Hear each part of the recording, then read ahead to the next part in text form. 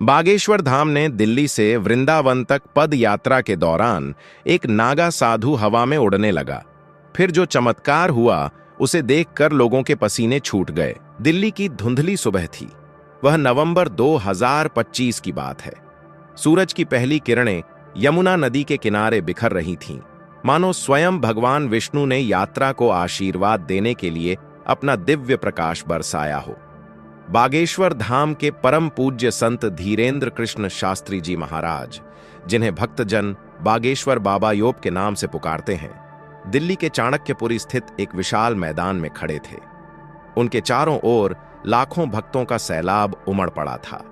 यह कोई साधारण सभा नहीं थी, यह सनातन एकता पद यात्रा का उद्घाटन समारोह था। एक ऐसी यात्रा जो दिल्ली से प्रारंभ होकर वृंदावन तक पहुंचने वाली थी, सनातन धर्म की एकता को मजबूत करने का संकल्प लेकर। लेकिन इस यात्रा का उद्देश्य कुछ और ही था। देश भर में व्याप्त धार्मिक विभाजन, सामाजिक कलह और आधुनिकता के नाम पर सनातन मूल्यों का क्षय, इन सब के विरुद्ध एकता का संदेश फैलाना। यात्रा का मार्ग निर्धारित था, दिल्ली से गुड़गांव, फरीदाबाद, आगरा होते हुए मथुरा और अंततः वृंदावन तक। कुल 250 किलोमीटर की पैदल यात्रा, जिसमें हर कदम पर भजन, कीर्तन और प्रवचन होंगे। उद्घाटन समारोह में धीरेंद्र जी ने कहा, भाइयों और बहनों, सनातन धर्म एक सूत्र में बंधा है। राम और कृष्ण एक ही हैं, शिव और विष्णु एक ही हैं। यह यात्रा न केवल पैरों की थकान मिटाएगी, बल्कि हृदयों की दूरी भी समाप्त कर देगी। उनकी वाणी में वह जादू था जो लाखों को आकर्षित करता। समारोह में केंद्रीय मंत्री, स्थानीय विधायक और सैकड़ों संत महात्मा उपस्थित थे। एक वृद्ध संत स्वामी रामभद्राचार्य जी ने आशीर्वाद दिया, यह यात्रा चमत्कारों की वर्षा लाएगी, क्योंकि भगवान स्वयं इसमें विराजमान हैं। भक्तों, आधा अधूरा ज्ञान सुनना या छोड़ देना दुख और पाप का कारण बनता है। इसलिए इस घटना को अंत तक अवश्य देखें। अगर आप भी हनुमान जी के सच्चे भक्त हैं तो इस वीडियो को लाइक करके चैनल को सब्सक्राइब जरूर करें और कमेंट में जय श्री कृष्णा जरूर लिखें। तो चलिए बिना किसी विलंब के शुरू करते हैं। यात्रा की शुरुआत धूमधाम से हुई। धीरेंद्र जी ने लाल झंडे को फहराया और भक्तों का जत्था चल पड़ा। आगे आगे संतों का समूह, बीच में धीरेंद्र जी और पीछे महिलाओं और बच्चों का कारवां। ट्रक पर भजन गाने वाले कलाकार और साइड में लंगर की व्यवस्था। पहले दिन गुड़गांव तक का सफर आसान था। रास्ते में गांव-गांव से लोग जुड़ते गए। एक बुजुर्ग किसान केशवलाल ने कहा, महाराज, मैंने सुना है कि आपकी कृपा से बांझ महिलाएं संतान प्राप्त करती हैं। मेरी बहू को भी आशीर्वाद दें।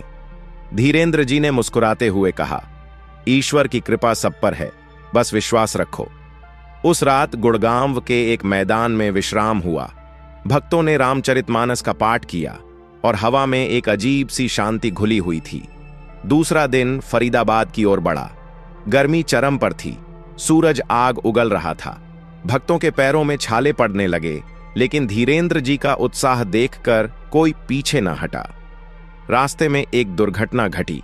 एक ट्रक का टायर फट गया, जिसमें लंगर का सामान लदा था। सब चिंतित हो गए। धीरेंद्र जी ने कहा, यह ईश्वर की परीक्षा है, प्रार्थना करो। उन्होंने एक छोटा सा पूजन किया और आश्चर्यजनक रूप से ट्रक का इंजन बिना किसी समस्या के चालू हो गया। ड्राइवर ने कसम खाई, महाराज, यह तो चमत्कार है। टायर फटा था, लेकिन गाड़ी चल पड़ी। यह पहला छोटा सा चमत्कार था जो भक्तों में उत्साह भर गया। फरीदाबाद पहुंचते पहुंचते शाम हो गई। वहां स्थानीय मंदिर में प्रवचन हुआ। धीरेंद्र जी ने कहा, सनातन एकता का अर्थ है जाति धर्म से ऊपर उठना। हम सब भगवान के बच्चे हैं। रात को भक्तों ने कीर्तन किया और एक युवा लड़की सीमा ने अपनी बीमारी का जिक्र किया। वह कैंसर से पीड़ित थी। धीरेंद्र जी ने उसके माथे पर हाथ रखा और कहा, जाओ, तुम ठीक हो जाओगी। अगली सुबह सीमा ने बताया कि उसकी दर्द रात भर कम हो गई। डॉक्टरों ने बाद में पुष्टि की, ट्यूमर सिकुड़ गया था। यह खबर सोशल मीडिया पर वायरल हो गई और यात्रा में जुड़ने वालों की संख्या दोगुनी हो गई। तीसरा दिन आगरा की ओर। यमुना का किनारा अब नजदीक आ रहा था, लेकिन बारिश ने अचानक रूप धारण कर लिया। मूसलाधार वर्षा में भक्त भीगते चले। एक नदी पार करने के दौरान पुल टूटने की खबर आई। सब डर गए। धीरेन्द्र जी ने कहा, भगवान राम ने लंका पार की, हम यह छोटी नदी क्या पार न करेंगे? उन्होंने गंगा माता का जाप शुरू कराया। आश्चर्य, वर्षा रुक गई और नदी का जल स्तर घट गया। इंजीनियरों ने कहा, यह असंभव है, लेकिन ऐसा हुआ। भक्तों के चेहरे पर आनंद की लाली छा गई। आगरा में ताजमहल के पास सभा हुई, जहां मुस्लिम भाइयों ने भी भाग लिया। धीरेन्द्र जी ने कहा, सनातन एकता सभी धर्मों को जोड़ती है। एक मुस्लिम बुजुर्ग ने कहा, महाराज, आपकी वाणी में सूफी संतों की मिठास है। चौथा दिन सबसे कठिन था। मथुरा के निकटवर्ती गांवों में राजनीतिक तनाव था। कुछ असामाजिक तत्व यात्रा को रोकने की कोशिश कर रहे थे। रास्ते में पथराव हुआ। एक भक्त घायल हो गया। धीरेन्द्र जी ने दुखी होकर कहा, हिंसा सनातन के विरुद्ध है। प्रार्थना से शत्रु मित्र बन जाते हैं। उन्होंने एक हवन किया और अचानक हवा का एक तेज झोंका आया जो पथराव करने वालों को भगा ले गया। पुलिस ने बाद में बताया कि वे भागे नहीं, बल्कि किसी अदृश्य शक्ति ने उन्हें धकेला। यह चमत्कार यात्रा को और मजबूत बना गया। मथुरा पहुंचते ही भक्तों की संख्या करोड़ों में पहुंच गई। रात को द्वारकाधीश मंदिर में आरती हुई और हवा में घंटियों की ध्वनि गूंजती रही। 5वां दिन सूर्योदय के समय यात्रा का जत्था मथुरा के ब्रज क्षेत्र में प्रवेश कर चुका था। वृंदावन अब मात्र 20 किलोमीटर दूर था। लेकिन इस दिन कुछ विशेष था। रात भर सोशल मीडिया पर खबरें उड़ रही थीं। बागेश्वर बाबा की यात्रा में चमत्कारों की बौछार। करोड़ों भक्त उमड़ पड़े। सड़कें पैदल यात्रियों से पट गईं। हेलीकॉप्टरों से दृश्य कैद हो रहे थे, मानो कोई महाकुंभ सा हो। महिलाएं कामवड़ लेकर चल रही थीं। बच्चे भगवा झंडे लहरा रहे थे। वातावरण में भजन की धुनें गूंज रही थीं। हरिओम तत्सत, जय श्री राम। धीरेन्द्र जी आगे चल रहे थे, उनके चेहरे पर दिव्य तेज। अचानक यात्रा के बीच में एक नागा साधु प्रकट हुए। उनका नाम था स्वामी नागेश्वरानंद जी। वे हिमालय के गहन कंदराओं से आए थे। नंगे बदन, राख मले हुए, जटाएं लंबी। नागा साधु अखाड़ों के योद्धा होते हैं जो कुंभ मेले में स्नान कराते हैं। स्वामी जी ने धीरेन्द्र जी को प्रणाम किया और कहा, महाराज, सनातन की रक्षा के लिए मैं आया हूं। यह यात्रा भगवान की लीला का भाग है। धीरेन्द्र जी ने उन्हें जत्थे में शामिल किया। दोपहर के समय यमुना के किनारे एक विशाल मैदान में विश्राम हुआ। भक्तों ने लंगर ग्रहण किया। तभी अचानक हवा में एक अजीब सी गर्जना हुई। सब चौंक पड़े। स्वामी नागेश्वरानंद जी खड़े हो गए। उनके शरीर से एक नीला प्रकाश निकलने लगा। भक्तों ने देखा, वे धीरे धीरे जमीन से ऊपर उठने लगे। हां, हवा में उड़ने लगे। उनके पैर भूमि छोड़ चुके थे और वे कम से कम 20 फुट ऊपर लटक रहे थे। चारों ओर चीखें गूंजी, चमत्कार, चमत्कार। कैमरों ने यह दृश्य कैद कर लिया। एक भक्त ने चिल्लाया, महाराज देखिए, साधु जी उड़ रहे हैं। धीरेन्द्र जी शांत खड़े थे। उन्होंने कहा, यह भगवान शिव की कृपा है। नागा साधु योग सिद्ध प्राप्त करते हैं, लेकिन यह केवल शुरुआत है। स्वामी जी हवा में तैरते हुए बोले, सनातन एकता के लिए यह संदेश है। हम सब उड़ सकते हैं यदि विश्वास हो। भक्तों के पसीने छूट गए। यह दृश्य इतना भयानक और दिव्य था कि दूर खड़े पत्रकार भी स्तब्ध रह गए। स्वामी नागेश्वरानंद जी धीरे धीरे नीचे उतरे, लेकिन हवा में उनका शरीर अब भी कंपन कर रहा था। भक्तों ने उन्हें घेर लिया।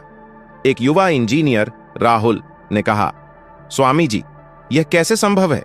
क्या यह जादू है? स्वामी जी मुस्कुराए, बेटा, यह योग है, हठयोग की सिद्ध।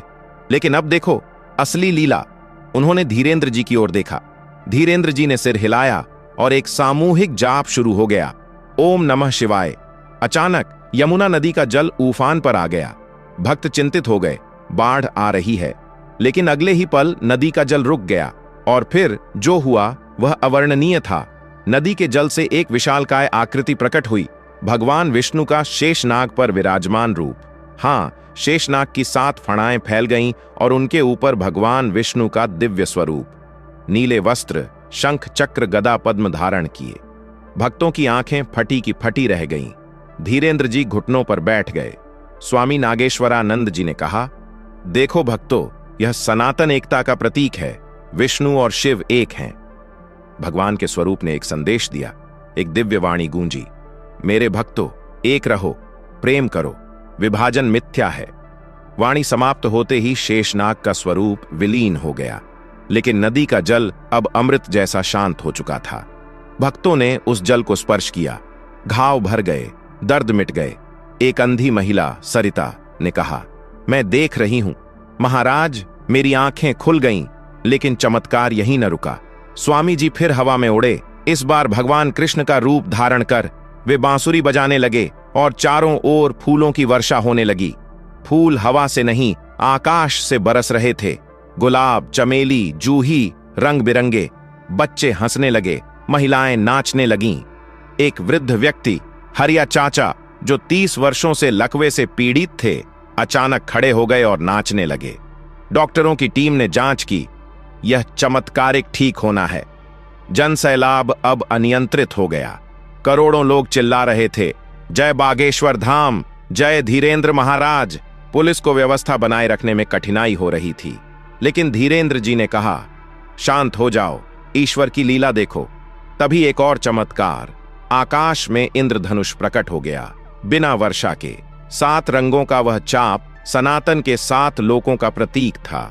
स्वामी जी नीचे उतरे और बोले, यह यात्रा का चरम है, वृंदावन अब पास है।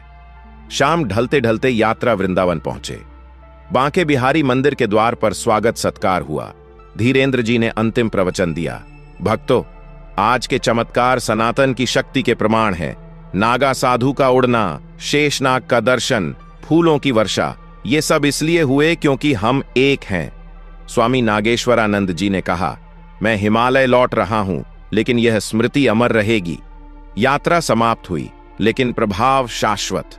करोड़ों भक्तों ने संकल्प लिया सनातन एकता के लिए। मीडिया ने इसे चमत्कारों की पद यात्रा कहा। धीरेंद्र जी बागेश्वर धाम लौटे, लेकिन वृंदावन हमेशा उनके हृदय में रहा।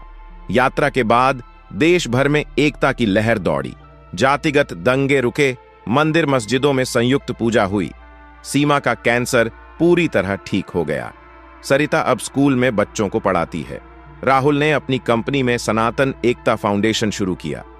हरिया चाचा गांव के मुखिया बने। स्वामी नागेश्वरानंद जी की कहानी हिमालय में प्रचारित हुई। वे कहते, चमत्कार विश्वास से जन्म लेते हैं। धीरेंद्र जी के प्रवचनों में यह घटना बार बार आती। 5वें दिन का चमत्कार हमें सिखाता है कि ईश्वर जीवंत हैं। आज नवंबर 2025 में जब हम इस गाथा को याद करते हैं तो लगता है मानो कल की बात हो। बागेश्वर धाम में हर सोमवार को इस यात्रा की कथा सुनाई जाती है। भक्त आते हैं, सुनते हैं और बदल जाते हैं। यह स्टोरी न केवल चमत्कारों की है, बल्कि विश्वास की है। सनातन एकता का संदेश आज भी प्रासंगिक है। यदि आप भी इसमें विश्वास रखें तो शायद आपके जीवन में भी कोई चमत्कार हो जाए।